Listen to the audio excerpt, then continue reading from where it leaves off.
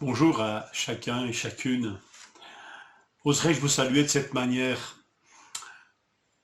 Que le Seigneur fasse de vous de merveilleuses fleurs épanouies. Pourquoi cette salutation? Je lis avec vous 1 Corinthiens 15, verset 58. Ainsi, mes frères et sœurs, bien-aimés, soyez fermes, inébranlables, travaillez de mieux en mieux à l'œuvre du Seigneur, sachant que votre travail ne sera pas vain, ne sera pas sans résultat dans le Seigneur. Travailler de mieux en mieux à l'œuvre du Seigneur. Ce verbe est traduit dans d'autres versions françaises par abonder. Et il semble que ce soit cette notion d'abondance qui prime dans ce verbe.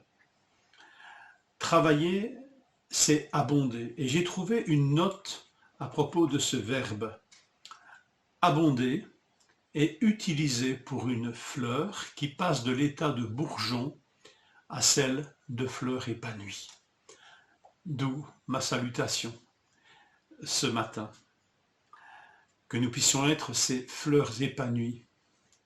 Quelle différence entre ce bourgeon, ce bouton de fleur et la fleur épanouie. Et c'est merveilleux que quand le Seigneur nous parle de travailler, il ne nous parle pas ici de pénibilité, mais de s'épanouir, d'abonder. Voilà l'exhortation finale de ce long chapitre 15, chapitre entièrement consacré à la résurrection et à un enseignement sur la résurrection des morts. En fait, la résurrection nous permet d'abonder à l'œuvre du Seigneur, ici-bas et maintenant. La résurrection nous permet d'abonder à l'œuvre du Seigneur, ici-bas et maintenant.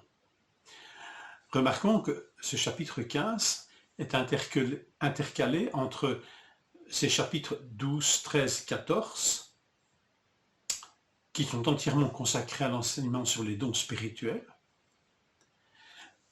et inséré aussi avec le début de ce chapitre 16, qui est une exhortation en fait à organiser une collecte en faveur des saints, une œuvre très concrète.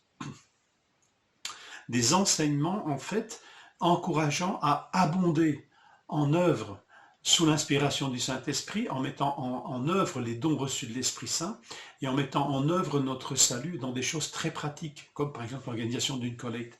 Et donc ce chapitre sur la résurrection est inséré entre ces enseignements, finalement, qui nous encouragent à abonder en œuvre.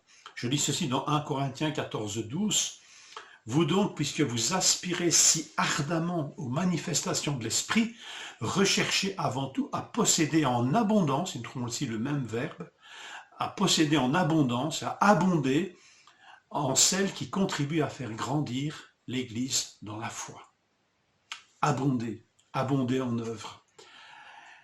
Et le chapitre 15, tout entièrement consacré à la résurrection, nous rappelle que en étant ferme, inébranlable dans cette espérance de la résurrection, nous pouvons abonder dans l'œuvre du Seigneur, même quand l'œuvre est dure, c'est ce que sachant que votre travail ne sera pas vain, le terme ici pour travail est imprégné de cette idée de pénibilité. Un travail peut être pénible.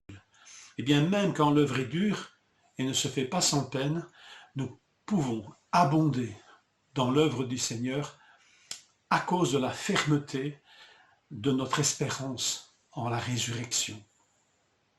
Je lis ceci, le prophète Daniel disait ceci, « Le peuple de ceux qui connaissent leur Dieu agira avec fermeté. » Daniel 11, 32. Et le prophète Ésaïe, au chapitre 26, verset 3, nous dit « À celui qui est ferme dans ses dispositions, tu assures la paix parce qu'il se confie en toi. » La résurrection, c'est ce socle solide sur lequel est posée notre foi, la résurrection de notre Seigneur Jésus-Christ, qui annonce la nôtre à son tour.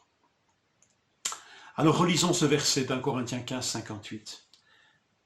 Ainsi, mes frères et sœurs, bien-aimés, Soyez fermes, inébranlables dans la résurrection, pourrais-je ajouter.